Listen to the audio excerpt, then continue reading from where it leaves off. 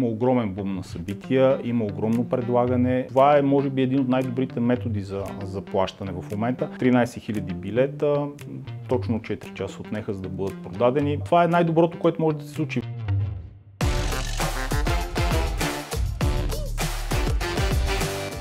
Здравейте, аз съм Мишо Стефанов. Вие сте с новия епизод на TBI Growth Talks. Днес в нашото студио, тук в TBI, е Стефан Еленков, главен изпълнителен директор на TicketStation, една извънредно интересна платформа за продажба на дигитални билети. Здравейте. У нас, добре дошли, много се радвам, че сме поканата. заедно. Аз директно скачам. Пандемията поприключи, слава Богу, щастливи сме. Как според твоите наблюдения се промени поведението на хората към купуването на билети за събития? Ако трябва да бъда откровен, трябва да разделя нещата на няколко части, защото преди пандемията, постпандемията и малко след постпандемията, как се случиха нещата. А по време на пандемията, разбира се, повечето събития не се случиха. Ние бяхме единствените всъщност, които организирахме събития и продавахме билети за събития на FestTeam. Колкото и малко да бяха, хората идваха на тези събития, очакваха ги, разбира се, купуваха в последния момент, защото не се знаеше какви рестрикции ще има.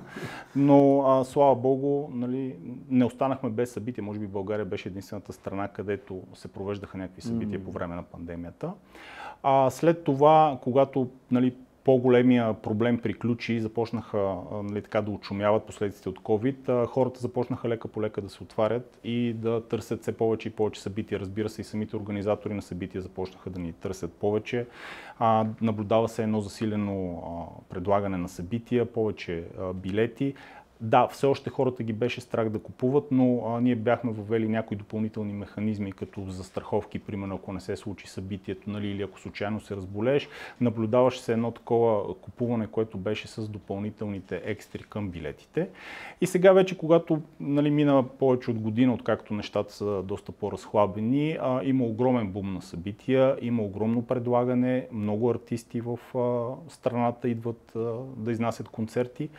И съответно търсенето и продажбата на билети са се увеличили драстично. Истината е, че при такова голямо предлагане хората вече започнаха да се избират на кои събития да отидат и на кои събития да не отидат, където вече идва и нуждата от това да се търсят алтернативни начини за продажба на билети, алтернативни методи за плащане и ето тук идва момента в нашето сътрудничество с TBI. Да. Аз точно това беше много интересно, като видях календара за това лято и в България, и там в няколко страни, които планираме да посетим.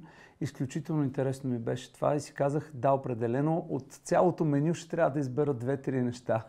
Защото само че си представи, ако не трябва да избираш, колко хубаво би било. Ако не трябва да избираш, колко хубаво би било. Добре, можем ли да кажем, че има някаква ниша на събитията, която осезаемо расте? Има ли такъв тип? Не, всичко расте в момента. Смисъл, няма значение дали е електронна музика, няма значение дали е поп-фолк, няма значение дали е музиката от 90-те, дали е рок. Има огромно предлагане в момента. Ходим се на хората И им се ходи на хората и им се организира на организаторите. Събития. Даже се появяват нови организатори, които да правят нови събития. Да, супер, добре. Да те върна малко към ти, вече го спомена, партньорството с TBI. Как влияе подобен тип партньорство? Как помага то? Каква е неговата роля? Всъщност, това, което казах преди малко, представи си, че не ти се налага да избираш. Защото в едно такова партньорство, което е свързано с разсрочено плащане, особено когато не се изисква първоначална вноска, особено когато няма оскъпяване 0%, и ти имаш възможност да си платиш разсрочено даден билет, това е най-доброто, което може да се случи на Запад, по други фестивали, по други държави. Този метод на разплащане отдавна е приложен, отдавна е разпространен и това е, може би, един от най-добрите методи за плащане в момента, защото има и предвид, че след пандемията, освен че почнаха да се предлагат много събития, цените на билетите скочиха драстично, цените на артистите се повишиха драстично и от тази гледна точка хората започнаха да плащат по-високи билети. Когато организираш, представи си един семейен фестивал и трябва да отидат двама възрастни плюс 2 деца, ти само цената за билетите каква е? Точно това е моят сценарий. Оттам насетне къде отиваме с хотела, пътуването и всичко останало. И Именно това е силата на нашия проект с TBI, че в момента, в който, нали, ти имаш редица други плащания, плюс това да заведеш семейството си на концерт или на фестивал, това облегчава на доста семейния бюджет и дава възможност на хората да посетят събитията, които искат. Мен ми е много интересно, ние си говорим с всеки от нашите гости за някои особености на техния бизнес и стигаме винаги до една и съща тема и тя е, че социалните мрежи, присъствието в каналите е ключово. При вас съм сигурен, това не е изключение. По никакъв начин. Всъщност, едни от основните канали, които ние използваме, са именно социалните медии, независимо от това дали ще бъде Facebook, Instagram, TikTok за по-младите. Това е основният комуникационен канал, който ние използваме и на който ние изключително много разчитаме, за да популяризираме нашите събития и за да продаваме билети. Може би едно от нещата, които си мисля, че може би и за по-младата аудитория, за по-млади, за студенти, за наскоро започнали работа хора, подобен тип услуга също е полезна. Пък оттам гледна точка пък на точно така. Всъщност, имайки предвид, че събитията, които ние организираме са за публика от 16 години до 55 плюс, нали, в зависимост от таргета на събитието, съответно нуждите са различни, нали, защото ако говорим за рок събития, където публиката е по-олегнала, нали, където, нали, да кажем, че има по-добри финансови възможности, това не е също за електронните събития и диджеите, когато, нали, говорим наистина и за студенти, и за ученици, говорим за младежи, които току-що са започнали работа и всички тези хора имат отново проблема с това за какво да си дам парите този месец и в този момент, нали, идва момента с разсроченото плащане и възможността, която ние им даваме с TBI. Може ли да ни разкажеш за някой така успешна кампания и за някоя не толкова успешна? Проекти, които сте правили, които така се открояват? Най-успешният ни проект всъщност е миналогодишния концерт на Arctic Monkeys. Това е събитие, което беше продадено в рамките на 4 часа. Никога нищо подобно не се е случило в България. 13 000 билета. Точно 4 часа отнеха, за да бъдат продадени. Според мен можеше да продадем още 30 поне хиляди, но за съжаление групата искаше да бъде бутиково събитие, искаше да бъде нещо специално. Те не бяха турнирали след COVID, да, искаха да видят как ще им се случат нещата и съответно това беше, може би, най-успешното. В интерес на истината, както беше най-успешното, можеше да се превърне и в най-неуспешното, защото логистичните проблеми, които имахме с превозването на нещата на групата от Турция в България, бяха невероятни. Опашката на границата беше 4 дни, а те имаха буквално 12 часа да прекусят границата. Няма да ви кажа какви усилия ни костваше заедно с колегите от Турция.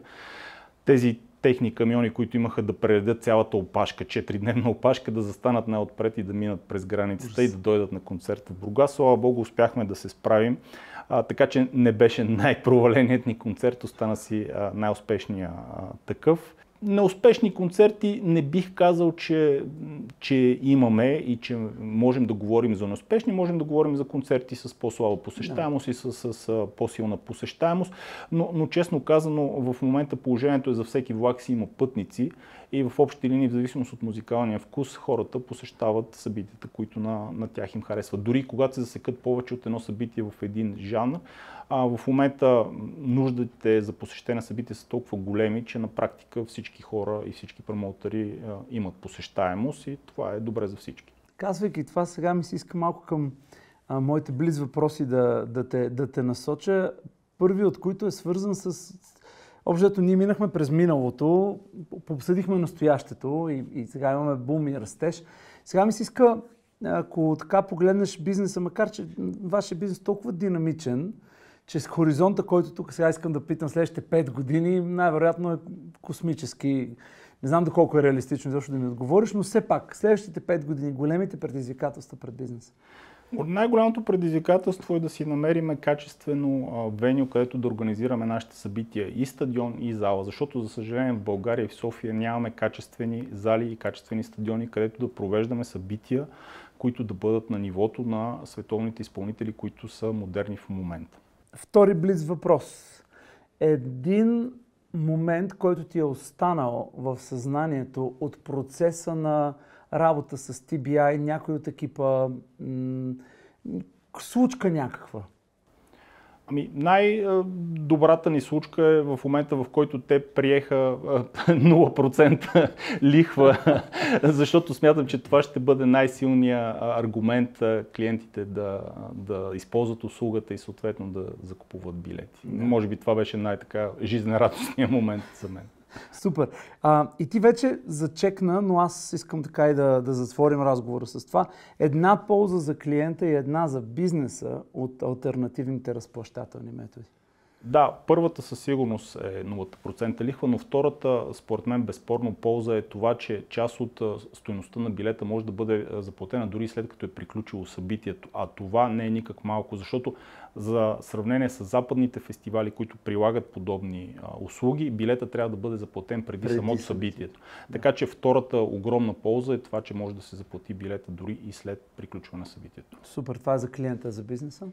За бизнеса е това, че ние си получаваме средствата в момента, в който клиента започне да разплаща своя билет, така че ние пък имаме предимство да разполагаме с тези средства преди самото събитие. Много, много ти благодаря за времето, което ни отдели, за чудесния разговор. С нас беше Стефан Еленков, изпълнителен директор на Ticket Station. Аз, както винаги, Мишо Стефанов. Останете с нас за повече интересни гости в TBI Growth Talks.